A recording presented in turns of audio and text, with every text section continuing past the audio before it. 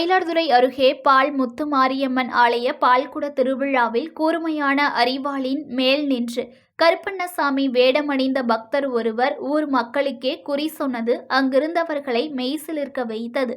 மயிலாடுதுறை அருகே சித்தர்காடு பகுதியில் உள்ள பனந்தோப்பு தெருவில் பால் முத்துமாரியம்மன் ஆலயம் அமைந்துள்ளது. இவ்வாலயத்தில் ஆடி கடைசி வெள்ளியை முன்னிட்டு பால்குட திருவிழா வெகு விமர்சையாக இன்று நண்பகல் நடைபெற்றது. இதனை முன்னிட்டு கருப்பண்ணசாமி கையில் அரிவாள் ஏந்தி முன் செல்ல ஏராளமான பக்தர்கள் கரகம் மற்றும் பால்குடம் எடுத்து முக்கிய வீதிகள் வழியாக ஊர்வலமாக வந்தனர்.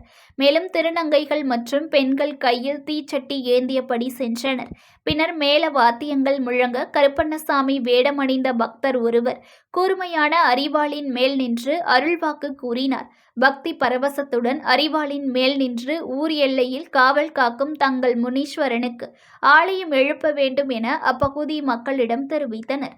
உடனடியாக பொதுமக்கள் அனைவரும் இணைந்து ஆலயம் எழுப்பப்படும் என தெரிவித்த நிலையில் மக்கள் அனைவருக்கும் காவலாக இருப்பேன் என கூறி வாக்களித்த கருப்பசாமி அரிவாளின் மேல் நின்றபடி கருப்பண்ணசாமி வேடமணிந்த பக்தர் நடனமாடியது காண்போரை மெய்சிலிர்க்க வைத்தது.